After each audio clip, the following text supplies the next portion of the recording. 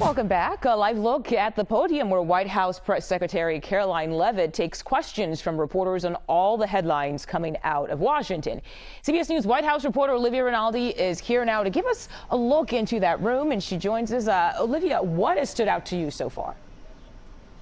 Well, Mugo, a couple of things. Quite newsy briefing there. I do want to hit, first of all, there were a lot of questions about those trade negotiations with China. She did not give a date about when Trump is expected to talk with the Chinese leader Xi Jinping. We know that a call is supposed to happen sometime this week. Likely, that is what Karoline Leavitt said yesterday. But I do want to note she did confirm that the U.S. Trade Representative's office sent out a letter to countries asking them to really submit their best offers to the United States, noting that there's only 36 days to go until those reciprocal tariffs that Trump had put a pause on are set to go back into effect. So the question was to her, where does that stand? What do those negotiations look like? Take a listen to what Karoline Leavitt, the press secretary, had to say in the briefing just now about this.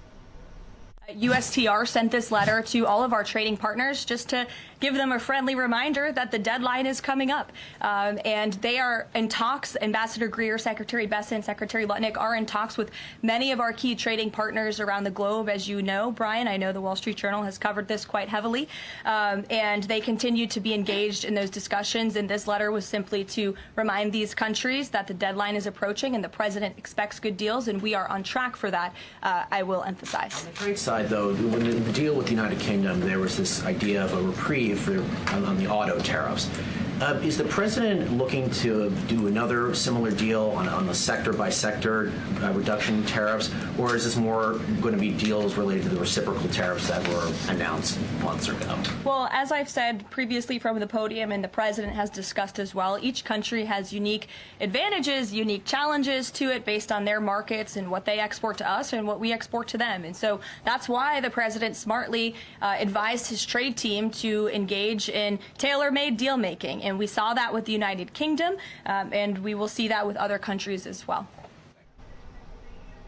Now, Karoline Leavitt also said that they see deals moving in the right direction. She went on to note that the U.S. Trade Representative Jamieson Greer is in Paris right now having conversations about those economic deals with U.S. allies and partners.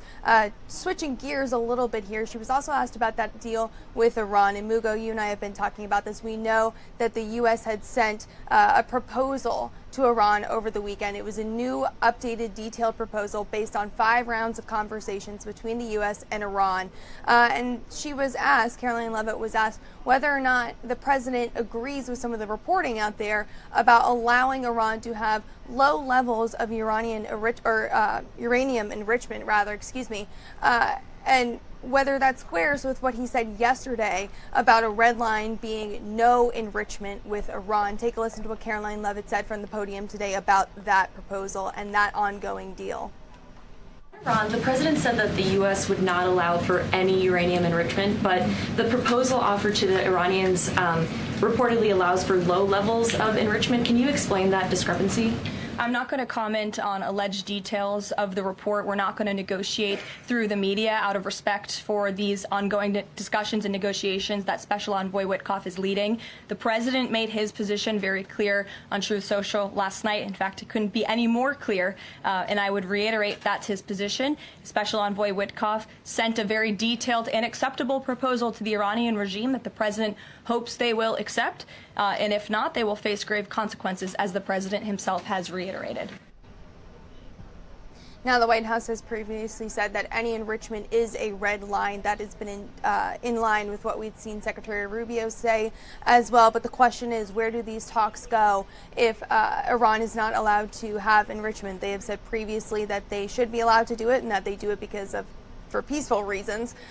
This White House says that there should be no enrichment, and because of that, they would allow them to lift sanctions. The U.S. would lift sanctions and allow them back on the global economy. So a lot of questions still about what goes on with that Iran deal.